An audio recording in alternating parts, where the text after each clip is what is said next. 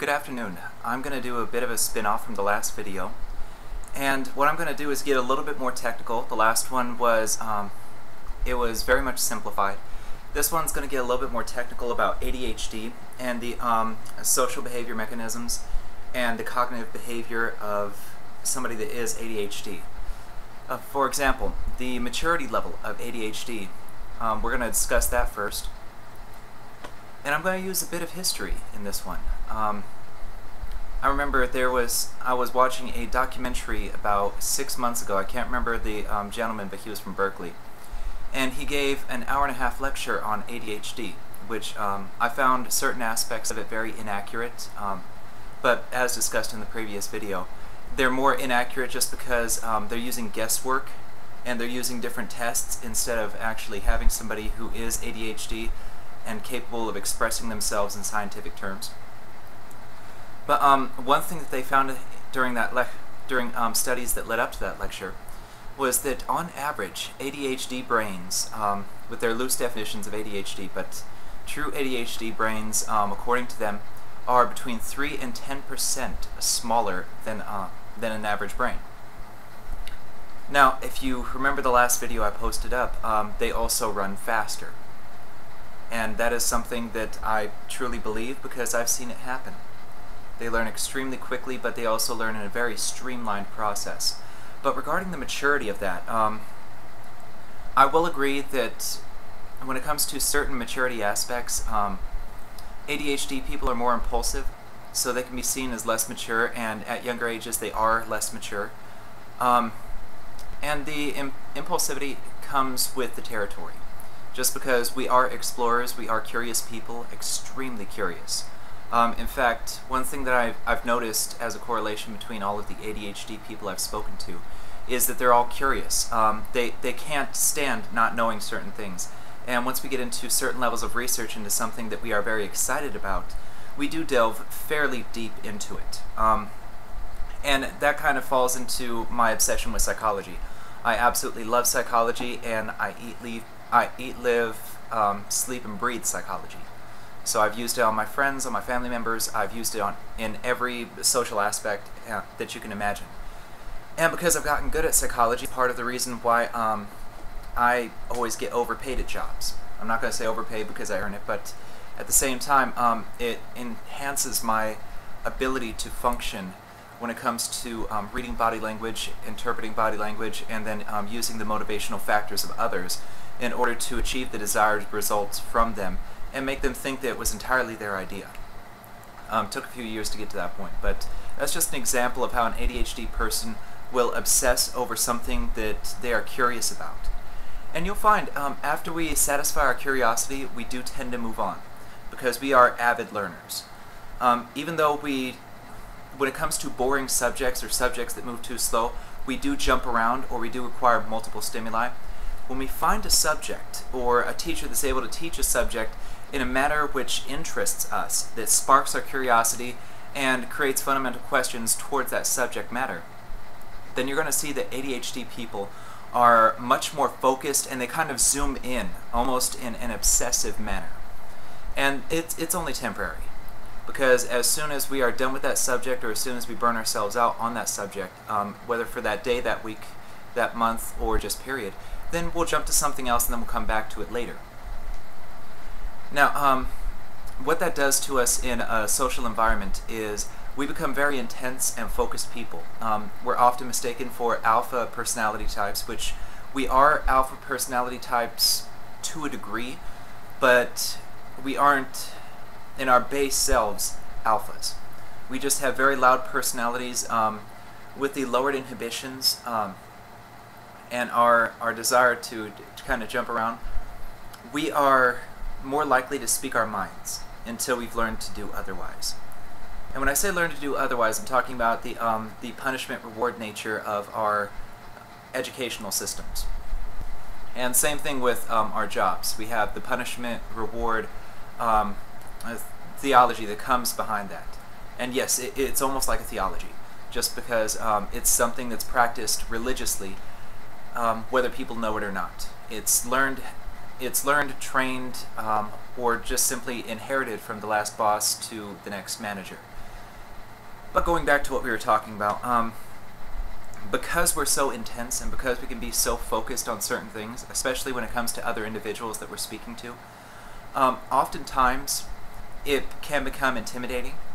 In fact, I used to intimidate a lot of people because I would look them directly in the eye and I would, maintain a high level of focus, and my entire body language reflected that. The same thing with other ADHD people. But in another aspect, we are very curious people, we're very fun people, and because we have lowered inhibitions, we can also be considered very aloof. So many times while we're doing other things, for example, I could be typing on a computer or reading in a book, I'm also listening intently to what a person is saying. In fact, I've had people talk to me, 1, 2, 3, 4 people at the same exact time. They just all turned around and talked to me. I answered them one after the other, because I could hear and interpret everything that every one of them said. And that's something that comes with being ADHD, but that's more of an automatic response.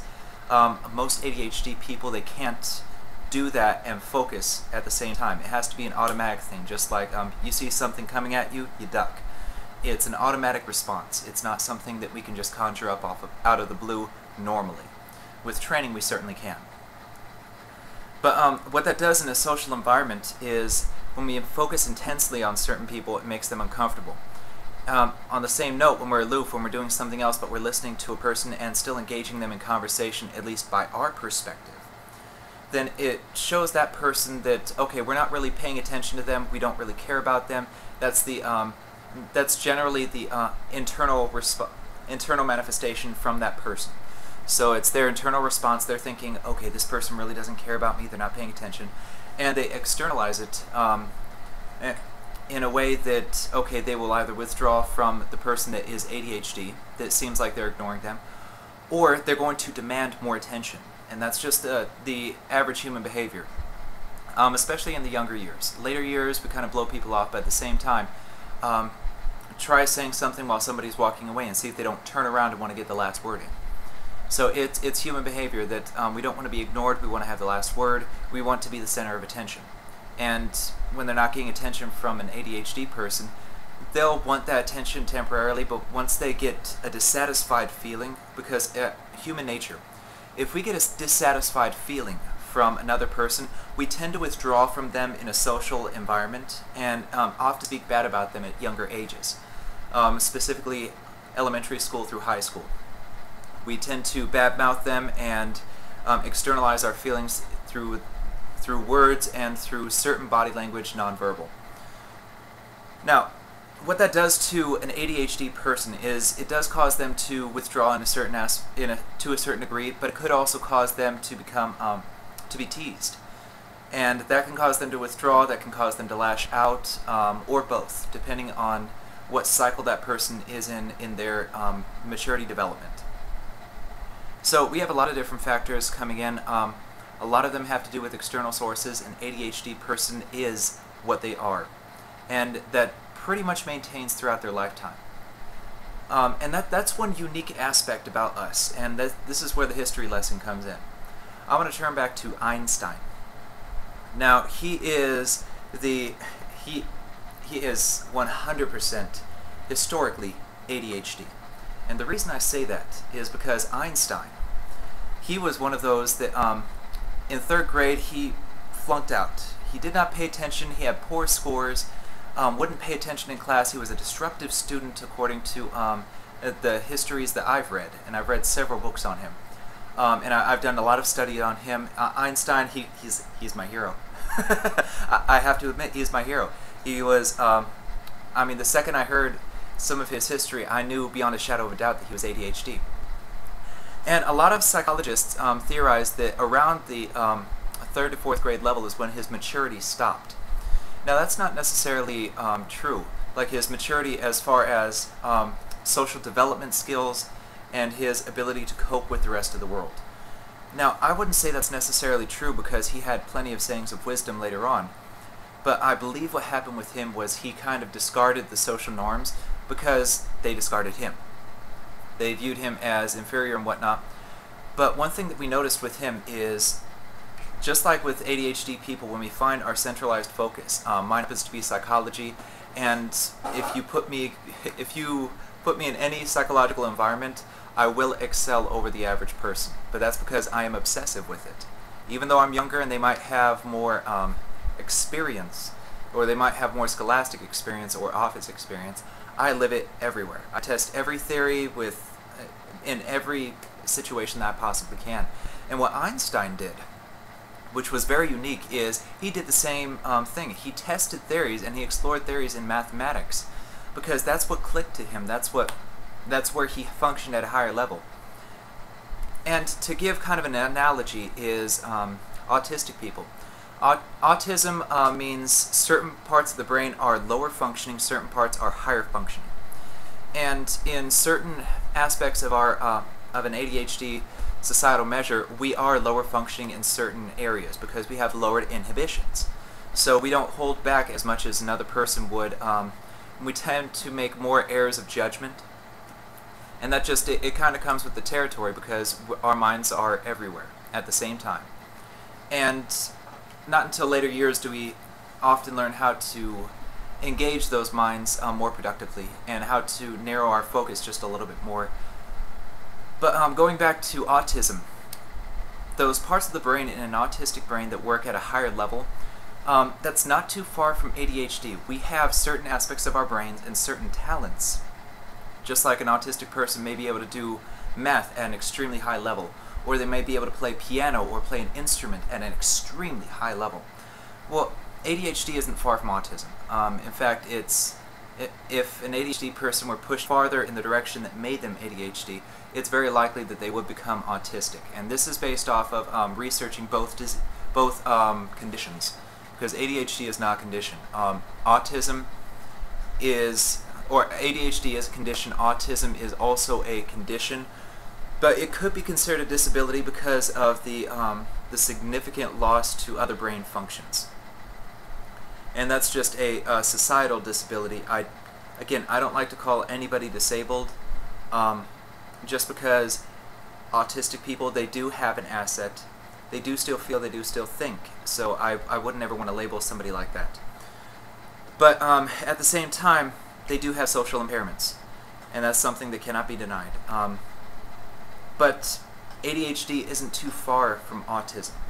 We have accelerated parts of our brain, but we also have parts of our brain that aren't used quite as much and may even be dissociative from the rest of it. Maybe dissociative from the standard. So what we're looking at here is you have Einstein, who has ADHD. He's not autistic. He can function. He can interact societally. He did have a lot of wisdom, as his sayings pertain, but his wisdom was also very simplified, which that comes with being ADHD too, is we will find the shortest route to the answer. Now, it may seem like a longer route to somebody else, but we will find the shortest route because what we do is we have a propensity for reverse engineering. So, and that also goes with autism. They're able to reverse engineer at a ridiculously high level. One movie that comes to mind is Cube, where the autistic person was able to see a number and then revert it right back to its prime, which takes a lot of math. So what Einstein did was he found his focus, he found his passion, and he blatantly exploited his passion. I mean, he delved into it deeply. And I think that was a fantastic, I think that was fantastic on his part. He was an asset to humanity. And he was very much ADHD, and I want to use him as an example for it because he was married, he did have kids, he was socially abnormal, meaning he was very eccentric, and he was moody at times, which ADHD people, we do have to keep our moods in check because we have lowered inhibitions in certain levels, and we are just blatant, we're bold. We say what we mean, and we also get frustrated faster when we have to move slower. When we have to move slower and we have to fit within societal norms, that does frustrate the mess out of us. And that's just because we want to continue moving at the pace that we're used to, and we have to slow ourselves down in order to function in society, which is kind of where our ego comes in, because our ego is a defensive mechanism, and it's at war with itself, with ADHD people. But we're not going to discuss the ego with ADHD yet. We're just talking about social norms, societal norms, and maturity development. So when it comes to ADHD, yes, we are going to peak at a certain level of social maturity. We are going to peak, and believe it or not, most ADHD people, especially with the isolated nature of ADHD, meaning they tend to be less social and less interactive with other people. That's not always the case, but when we're withdrawn, our brains are constantly moving, so we analyze things, which includes often ourselves and other people. And that leads us to greater insights in a way that a normal person would never have, or could never have, unless they have that period of isolation and they have intense focus on, on human behavior. And that's something that we tend to notice because we notice that we are different, and we're curious people, so we want to figure out why we're different and what makes us different from them, which means we have to understand them. And then we can understand ourselves along with it as well. So when it comes to analyzing from a social dynamic, we do tend to have different insights, and I will say that we stop maturing at a younger age when it comes to our social development. An average person may reach their social maturity at around 18 to 24. We're probably going to stop anywhere between 16 and 20, maybe a little bit later than that. And the reason for that, it's very widespread because it all depends on the person, their environment, and their willingness to grow. But we definitely have different insights, and when it comes to social norms, we often don't care about certain areas of social norms. For example, etiquette, generally thrown out the window. Myself, I'm a huge fan of etiquette. In fact, certain lacks of etiquette, like chewing with somebody's mouth open and whatnot, drives me insane. But that's also another factor that burns in me, whereas other ADHD people, they could care less. And you'll find that ADHD people are very intuitive. They see things from a different angle, but they also see a lot more. And when it comes to being able to see a lot more and being able to understand a lot more, and being able to understand from a more intuitive sense, you're going to find that ADHD people will mature in certain areas of society more abstract, but when it's to mainstreaming, we are definitely withdrawn, and as we come into ourselves, as we discover who we are, what we like to do, what we want, we are going to adhere less to social norms. We'll walk more toward the taboo side versus what is socially acceptable or politically correct. And what that does to us in a societal sense is there's always be somebody or a few people that respect our candor and respect our blatant attitude. We are who we are, our emotions are what they are. And because our emotions can spike, especially when dealing with adversity, dealing with the feeling of loneliness from being withdrawn or not being accepted by other people, ADHD can often be confused with being bipolar. Because our emotions, again, when we're by ourselves, our brains are going full speed, and so they're analyzing our emotions, they're focusing on what drives those emotions, those memories that drive our emotions, and just flying through them at rapid speed. So I wouldn't say it enhances our emotions and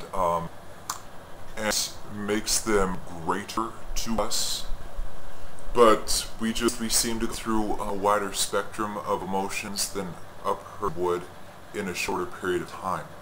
Now, ADHD folks can be considered bipolar, and we can often be confused with we are balanced people when we are interactive socially, and we don't need a lot of interactions to feel balanced. We need to feel engaged. We need to feel engaged an intellectual standpoint, both with people and doing. And we also need to feel engaged from a social standpoint. We need to have a circle of friends, albeit small, and significant others matter a lot to us. Looking at this from one more standpoint, when it comes to being able to raise children, I think ADHD parents are right. Hold on one second. I believe ADHD parents are right. They're capable when it comes to understand ADHD kids and being able to coach them through.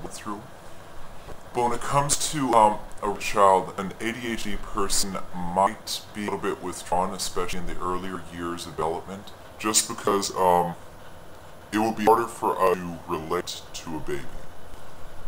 And what comes in is if we can't relate to what we're identified with, then if we can't figure it out, because babies, there's and we feel it. We understand the gentle. And instead of tinkering around with them like we would most others, what we might do is withdraw. And that's not ADHD people, but some of us may withdraw, some may become fascinated with baby, to help them learn out of it. So it depends, but once we generally what it's from is fear, and I might call it fear of breaking, whether it's emotionally or physically break out. And that's something that comes now with men, specifically, but just ADHD when it comes to there's a awkwardness there. But one thing that's useful about ADHD kids is we can communicate with the kids and they can communicate with us. When we really learn how to interact with babies, it's such a cool thing. It's the coolest in the world, but we know what he's trying to say or what that baby is. We know how to maybe do exactly what we want to do because we're all dead.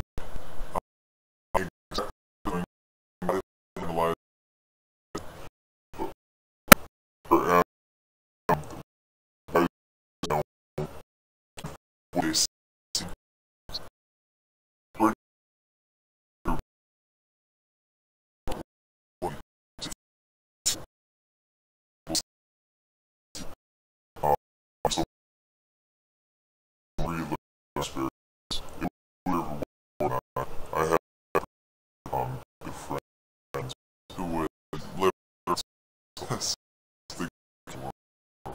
and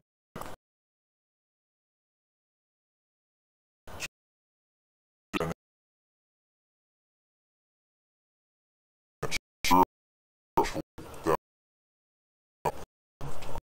never